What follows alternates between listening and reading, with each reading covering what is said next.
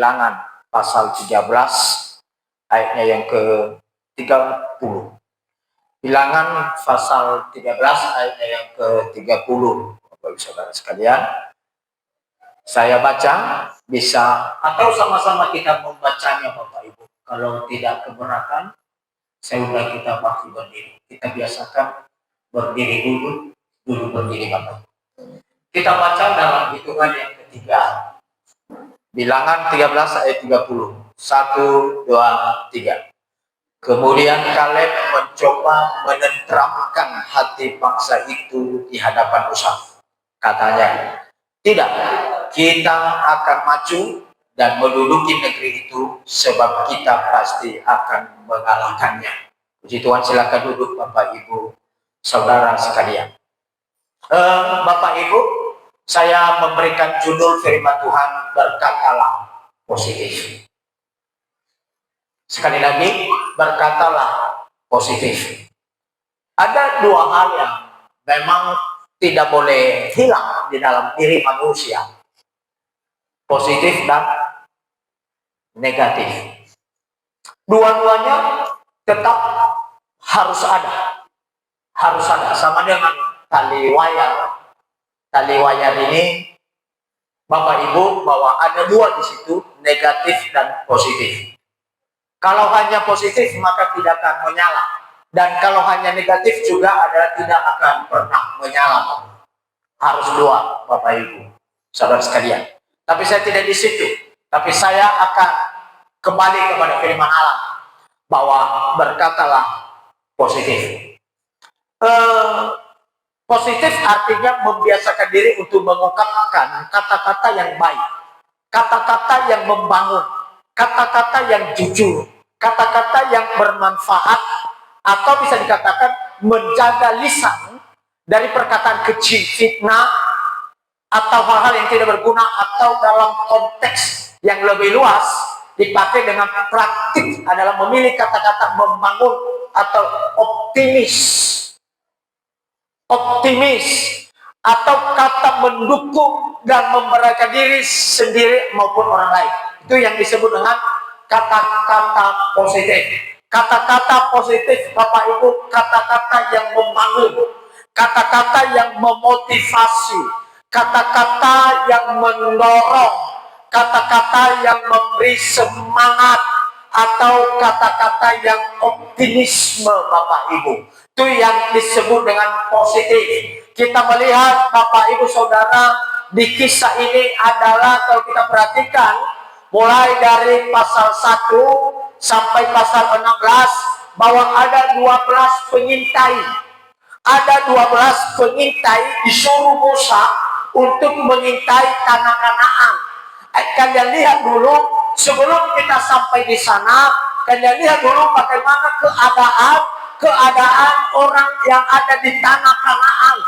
Bagaimana caranya supaya kita bisa menduduki tanah Kanaan.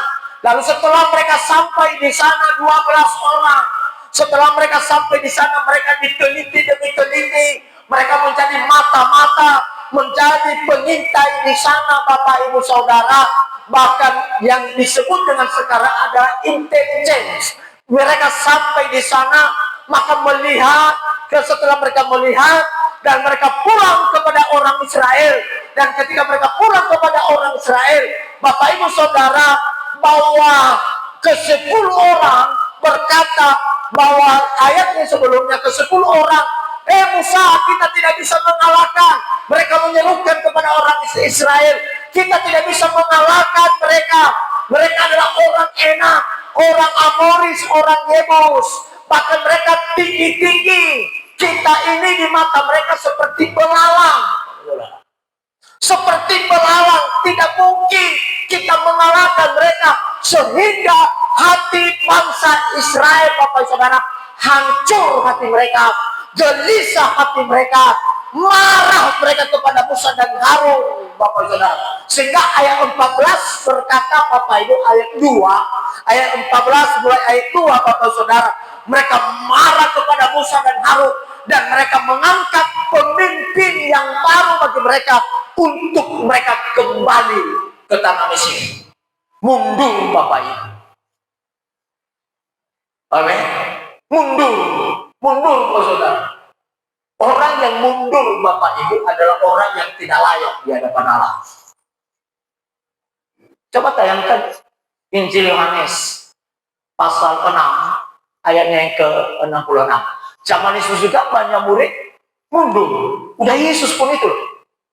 Udah Yesus. Dari Yohanes 6 ayat 66 berkata, mulai dari waktu itu banyak murid-muridnya mengundurkan diri dan tidak lagi mengikuti dia.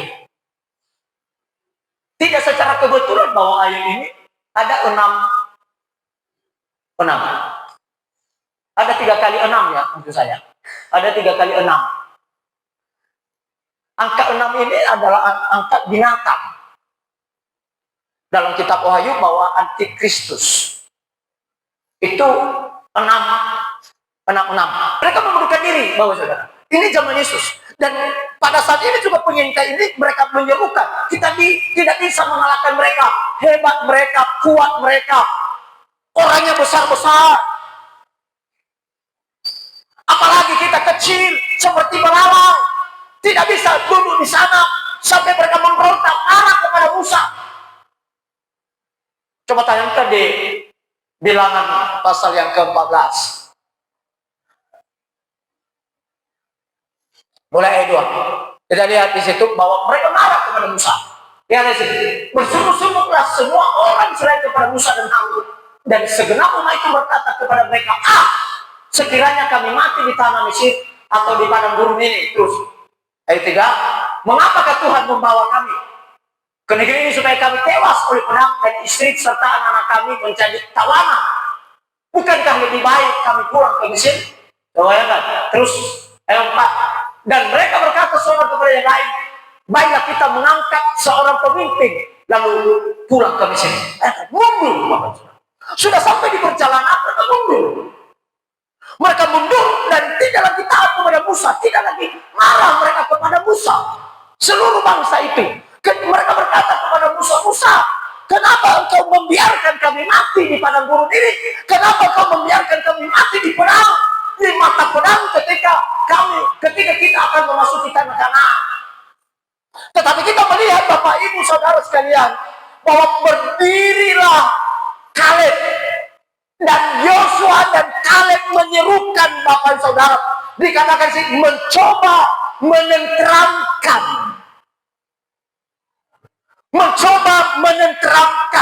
mencoba memberikan keamanan, mencoba mengatakan kepada orang Israel, tenanglah, sama dengan ketika kalau demo, kalau polisi datang, keamanan datang, tenanglah, jangan anarkis, tenanglah. Segala sesuatu yang kita kerjakan, jangan pernah kerjakan dalam situasi yang susah. Jangan pernah kerjakan sesuatu dalam keadaanmu yang gelisah. Jangan pernah kerjakan sesuatu dalam keadaan terburu-buru. Jangan engkau mengerjakan sesuatu dalam keadaan hati tidak tenang, Bapak Saudara. Maka Kaleb mencoba berdiri dan mencoba menenteramkan hati bangsa itu dan berkata kepada mereka, kita akan maju, kita akan menduduki negeri itu dan kita pasti akan mengalahkannya. Amin. Kita akan mengalahkannya, Bapak Saudara. Nah, kita lihat Bapak Saudara, mereka berdiri dan memberikan kata-kata motivasi Bapak Ibu Saudara kepada bangsa Israel. Bapak Ibu Saudara, ada 3 hal yang harus saya sampaikan ke kita. Yang pertama adalah ayat 30, saya kutip ayatnya pasal 13 ayat 20, ayat 30. Saya kutip ayat menenteramkan.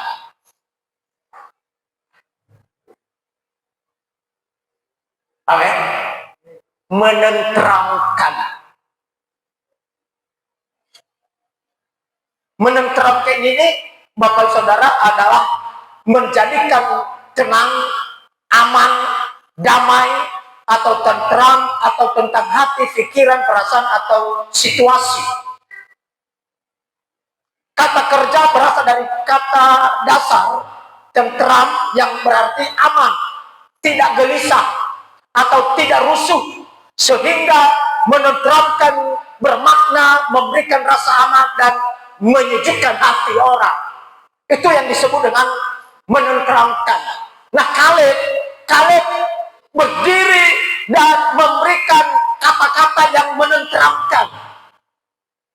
Kata-kata menenteramkan ini adalah kata-kata membangun, kata-kata mendorong, kata-kata memberikan semangat, kata-kata memberikan situasi apapun saudara yang bersuka cita, itu yang disebut dengan menenteramkan.